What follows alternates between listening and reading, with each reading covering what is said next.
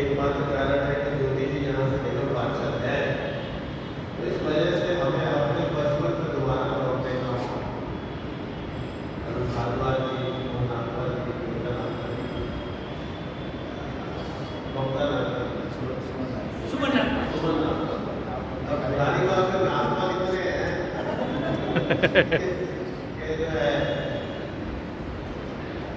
झावर जी, प्रवक्ता डेरी, तुलसी जी, नितिन जी, और यहाँ पर उपस्थित जो हमारी टीचर्स भी हैं और एडवोकेट भी यहाँ पर उपस्थित हैं। आप इससे अच्छा एग्जाम्पल क्या देंगे कि आरडब्ल्यू और टीचर्स एक साथ हैं। और इसका एक उदाहरण ये है कि जब आप सक्षम नेतृत्व को अपनी कमान देते हैं, जब आप एक ऐसे नेता को अपनी कमान देते हैं जो इन दोनों के बीच में तालमेल बना। मैं एक बार आग्रह भी करता हूँ आपसे कि ज्योति जी के लिए एक बार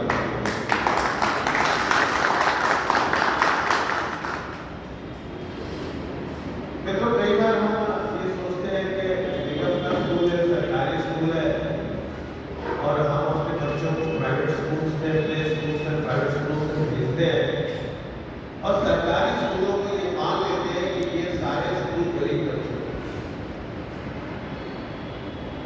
पर अब ये ना व्यवस्था थोड़ी सी बदलनी पड़ेगी। जब हम पढ़ते थे, अब निजाम जी बता रहे हैं कि मैं इसी स्कूल से पढ़ा हूँ।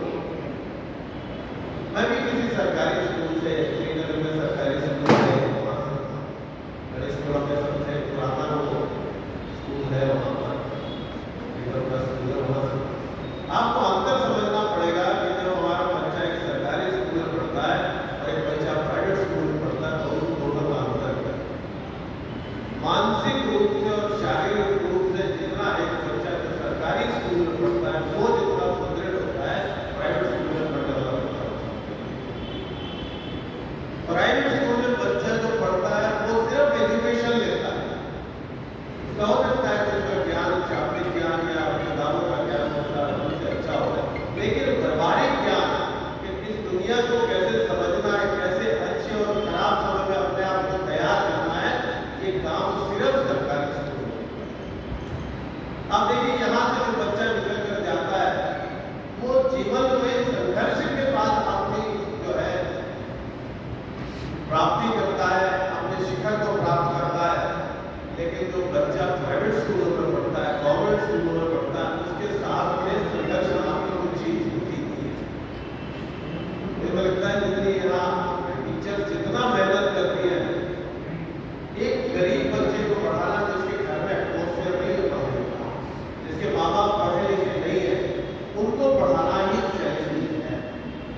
एक गवर्नमेंट स्कूल का बच्चा, आप अपना कंपैरिजन कर लीजिए, आप जितना मेहनत करते हैं गवर्नमेंट स्कूल में, कितना लोग मेहनत करते हैं, माँ बाप जो है वही बच्चे को पढ़ाते हैं गवर्नमेंट स्कूल में। आपके बच्चे हो सकता है बहुत होंगे गवर्नमेंट स्कूल में पढ़ते होंगे, तो आपको लगता होगा बच्चा स्कूल से आया है और इसका होमवर्क कराना है, इसका ट्यूशन लेके जाना है, इसका और काम कराना है। लेकिन ये सारे काम यहाँ की टीचर्स करती है, वो कुछ भी ऐसा काम नहीं छोड़ती है कि बच्चा घर पर ये काम करेगा, उतना ही काम उसको देती है जितना बच्चा स्वयं कर सकता है। मैं तो बधाई देता हूँ मैं टीचर्स को।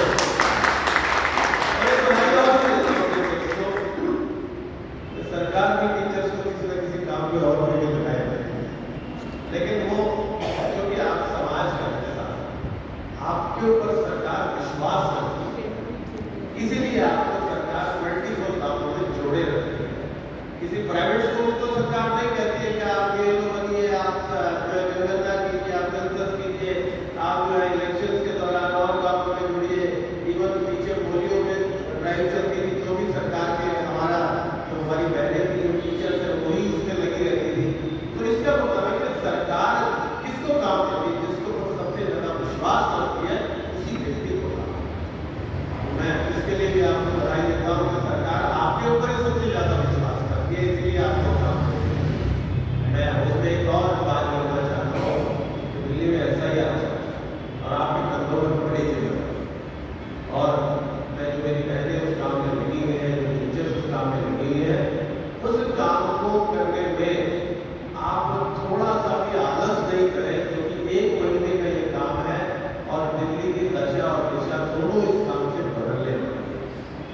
एक्चुअल जो हिंदुस्तानी है, जो एक्चुअल इंडियन है,